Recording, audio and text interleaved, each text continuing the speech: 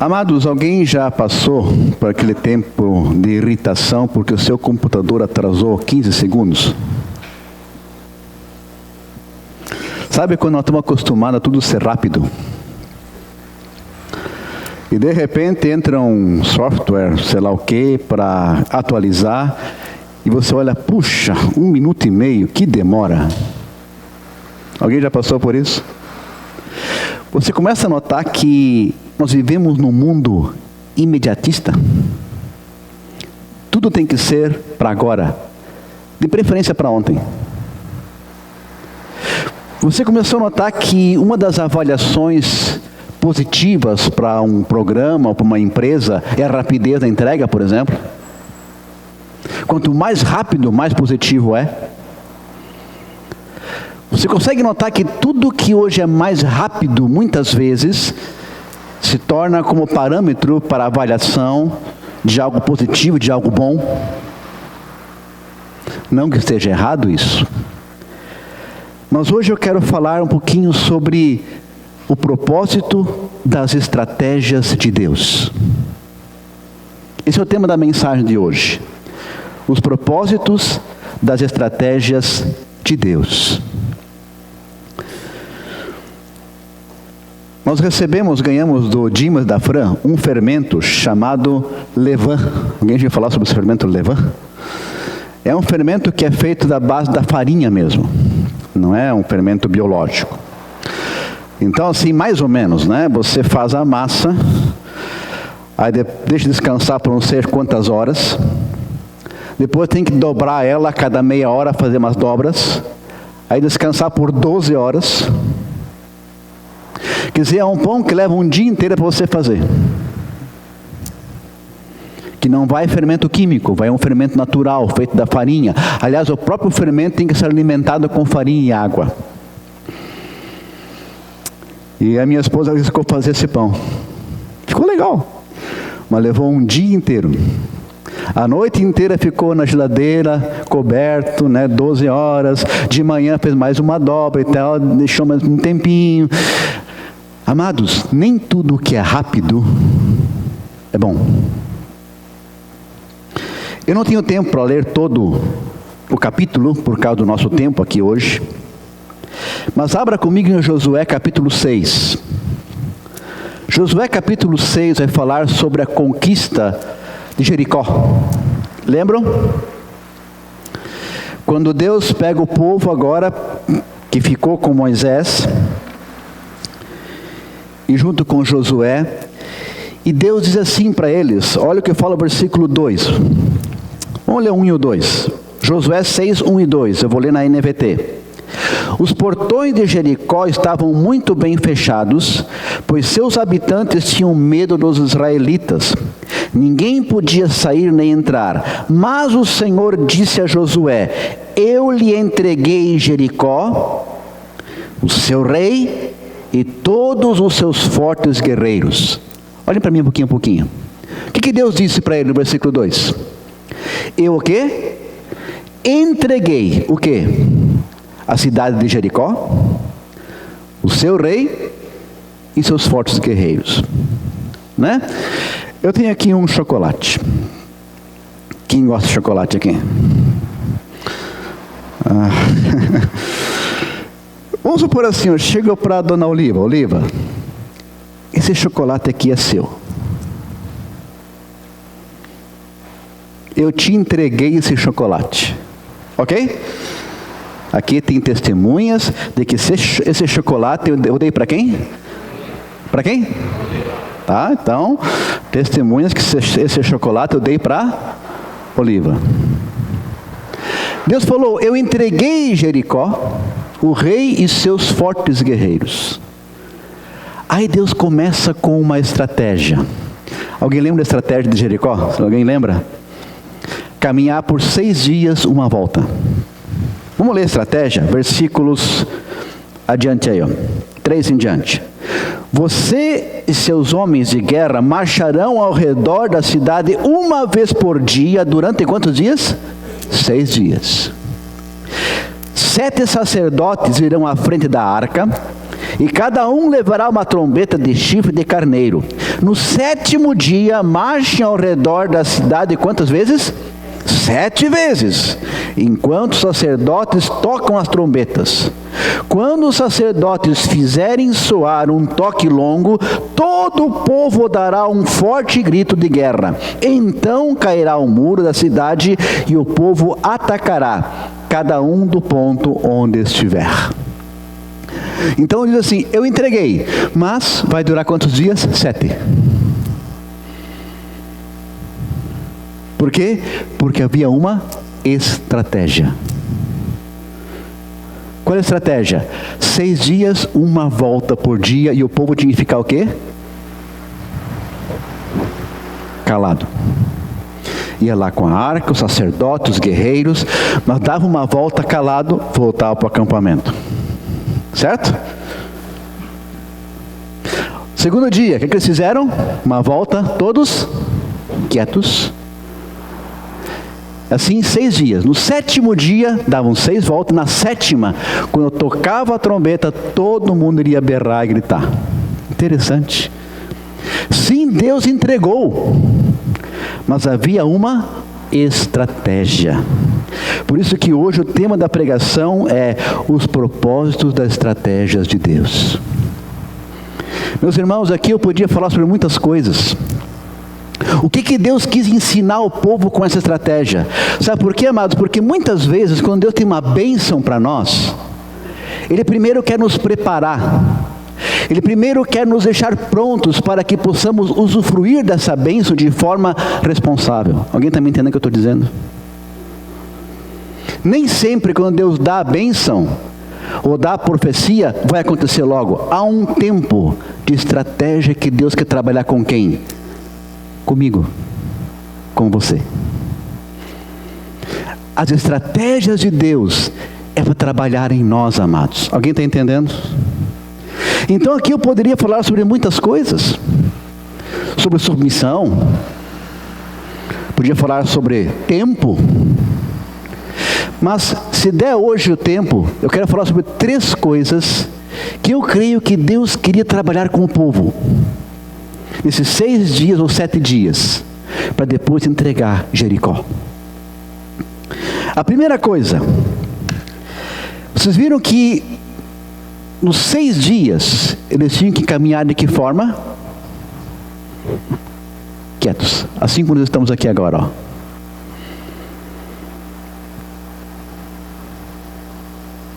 Sem falar nada. Por quê? Se você está lendo a nossa leitura contínua do Antigo Testamento, você leu quantas vezes o povo murmurou? Você leu quantas vezes o povo se queixou, se levantou contra os líderes? Contra Moisés, contra Arão? Deus tinha algo para tratar com o povo. E ensinar eles, aqui está o primeiro princípio, que muitas vezes o ficar quieto é mais sábio do que o muito falar. Receba essa palavra. Meus irmãos, eu quero ler rapidamente alguns versículos. Anote aí se você tiver uma caneta e em casa você releia ele. Olha o que fala Eclesiastes capítulo 3, 7, a segunda parte fala assim: há tempo de calar e há tempo de falar. Há tempo de calar, há tempo de falar. Deus estava ensinando o povo que muitas vezes ficar quieto é muito melhor do que muito falar. Olha o que fala Provérbios 21, 23. Eu estou indo rápido por causa do tempo e quero ver se a Josi vai colocar aqui. Tudo na NVT. Diz assim, Provérbios 21, 23. Cuida da língua e fique de boca fechada e você não se meterá em apuros. Hã? Alguém se meteu em apuro aqui porque falou demais? Só eu? Hã? Provérbio não é um texto atual hoje, amados. Pensa um pouquinho. Desculpa, mas será que a gente não é muito rápido em falar não, hein? Estou perguntando.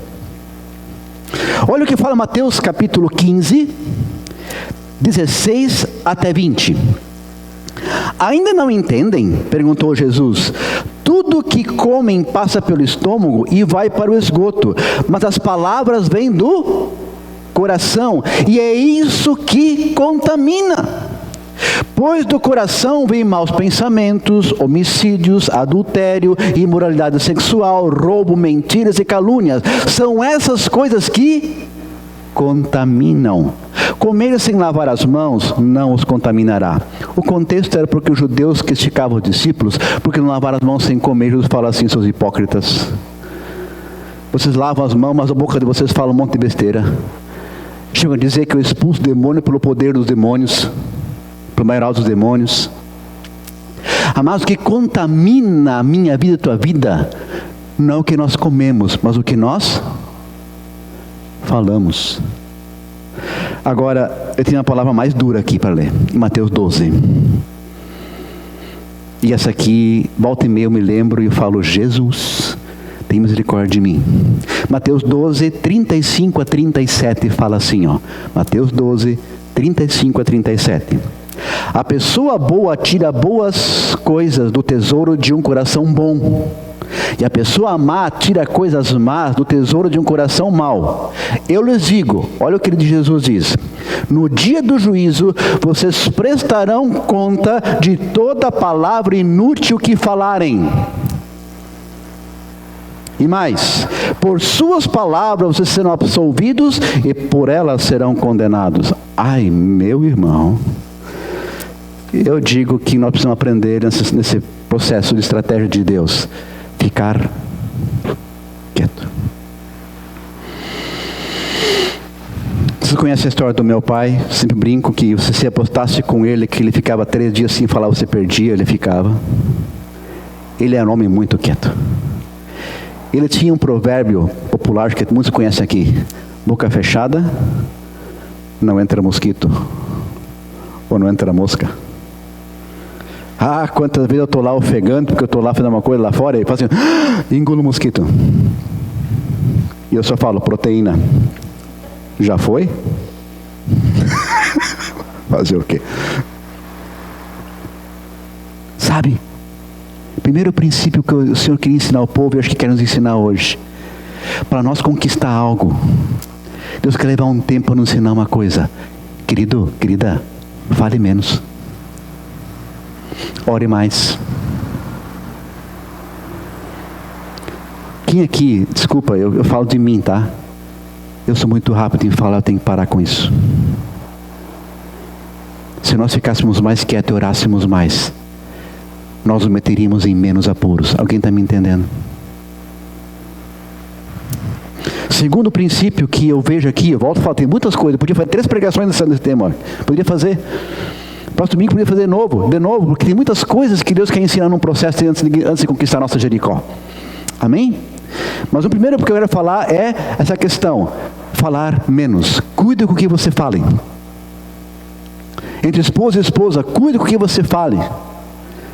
Troque tuas críticas por elogios, por palavras de incentivo, de encorajamento. Olha que forte, aqui podia ir longe, mas não tenho tempo.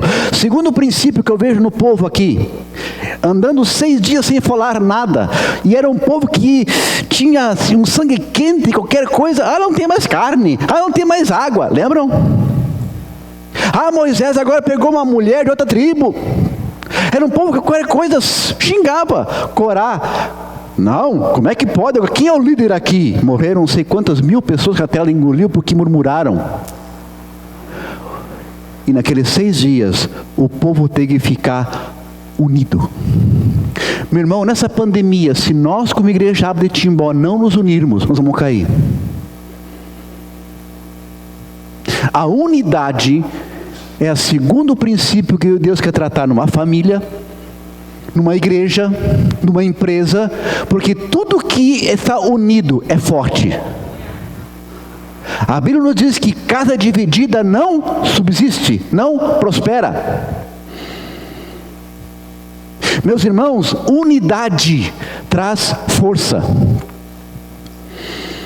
Lembra de Gênesis 11, na Torre de Babel?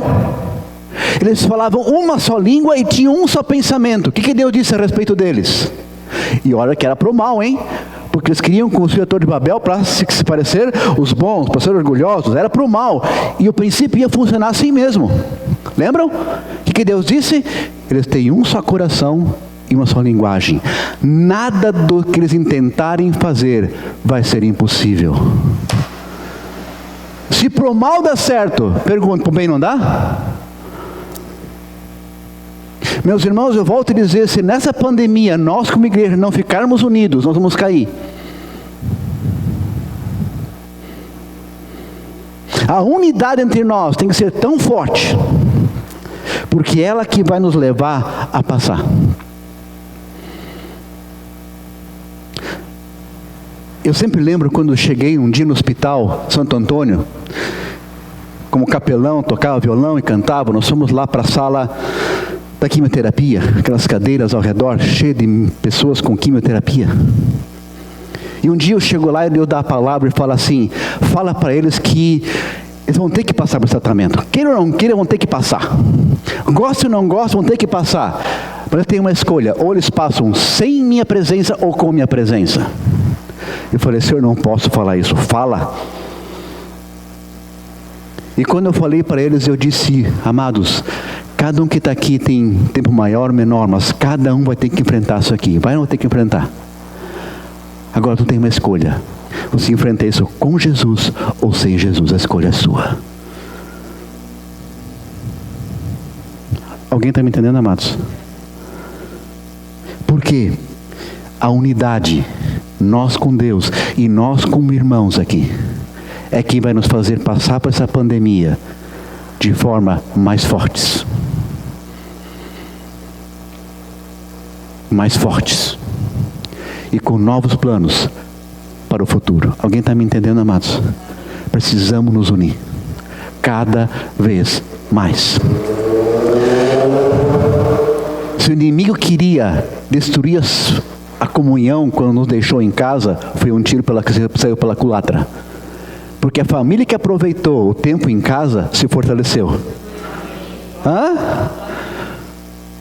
Foi ou não foi? Eu fiquei tão contente quando o Wellington mandou uma foto de acampando com os filhos, né, fora, né? Assando, o que era aquilo? Marshmallow? Salsicha. Que lindo isso, cara! Eu falei, amor, que legal! Sabe, quem aproveitou só trouxe unidade, não é verdade? Mas quem tinha algumas arestas para tratar e não tratou, aí o sonrisal precisa ter tomado, né? Terceiro princípio, vamos adiante. Estão pegando, amados? Primeiro princípio que eu acho que podemos aprender aqui é falar menos. Cuidar com o que se fala. Boca fechada, não entra mosquito. Ok? Segundo princípio, unidade. Terceiro, amados, vamos lá. O povo tinha que confiar agora em Deus e no líder, né? Eles já viram que os seus antepassados morreram todos no deserto, lembram? Aqueles que se levantaram, Deus falou assim, nenhum vai conquistar a terra. Todos vão morrer no deserto. De 20 anos para cima vão morrer. Porque se levantaram contra mim. Só vão conquistar de 20 anos para os que nasceram agora. Foram 40 anos rodando. Deus é Deus que ouve o que nós falamos, hein, amados? Cuidado. Muito cuidado. E agora esse povo tem que confiar. Que estratégia louca! Andar sem falar nada, volta para o acampamento. Segundo dia, andar sem falar nada, volta para o acampamento. É assim que Deus nos prova. Nos dando ordens loucas para ver se nós obedecemos ou não. Deus é assim. Deus não precisa explicar o que Ele quer fazer. Ele quer ver nossa obediência. A explicação vem depois de obedecer. Alguém está entendendo o que eu estou falando aqui, amados? Por isso que eu amo Hebreus 11:1, por gentileza. Na versão aqui na NVT, já vamos encerrar com isso. Hebreus 11:1 fala assim, olha só. A fé mostra a realidade daquilo que esperamos. Ela nos dá convicção de coisas que não vemos. Aquele povo tinha que crer, confiar, para, tendo na sua frente a certeza de que ia acontecer isso. Eles passavam caminhando, via aquela muralha tremenda, grande, e diziam, é porque Deus disse mesmo. Aliás, amados, quando eu dou aula de fé na EDM, tem uma frase que eu amo, eu vou ler aqui para vocês. Abre aspas. Mais importante do que crer na promessa é crer no autor da promessa. Fecha aspas. Recebeu essa palavra? Deus é fiel ou não é? Se ele falou que ia derrubar caminhando assim, na estratégia, ele ia ou não ia? Ou eu creio ou não creio? Ou eu creio ou não creio? Quem está entendendo essa palavra hoje? O terceiro princípio é que Deus estava provando a confiança daquele povo que nasceu no deserto, que viu aqueles que murmuraram morrerem. A primeira música que nós cantamos aqui, eu peguei a caneta e vim aqui, anotei rapidinho, fala assim, ó, em tua palavra eu posso crer. A primeira música tem uma frase que fala assim, em tua palavra eu posso crer. Então, os três princípios que Deus muitas vezes quer trabalhar conosco. Eu falei para a Oliva que esse chocolate era dela, né? O que ela está esperando que eu faça? Hã? Dá para ela, viu? Ela sabe que é dela. Oliva, vem pegar aqui. Está aqui, ó. É teu, em nome de Jesus. Saboreia o chocolate, que é teu. Tá bom? Entendeu? Ela sabia que o pastor fez testemunha, ia dar para outra pessoa? Não, eu vou dar para ela, porque eu fiz publicamente, eu vou dar para você. Então, amado, em nome de Jesus, há desafios para a minha vida e para a tua vida, não há? Quantas histórias eu já ouvi de vovó que tem orado pelo neto há 10 anos, 20 anos, 30 anos e nunca parou de orar? A sua mãe hoje ora pela família todo dia, né? Volta e meia olhando qual momento que eu conheci mulher de oração. Está orando. Quantas mães oraram meses, anos pelo marido, pelos filhos e não desistiram? Por quê? Porque sabem que há uma estratégia, que Deus é Deus e que vai fazer. Fica de pé. Amados, esse relógio, esse tempo é tão difícil para mim, mas nós temos que obedecer o decreto. É só uma hora de culto. Amém, queridos? No GC, vamos trabalhar mais sobre isso na quinta-feira, que é online. Amém, queridos? Tá? Mas temos que terminar, faltam 5 minutos. Só quero recapitular. O primeiro ponto que Deus trabalha, que o Senhor trabalha na estratégia que eu vejo, né? É o poder de ficar quieto. Há poder em se calar. Segundo, unidade. Vamos nos unir, amados. Vamos nos unir. Unidade é o segredo de muitas coisas. E a terceira, fé. Porque mais importante do que conhecer a promessa é conhecer o Deus que fez ela. Amém?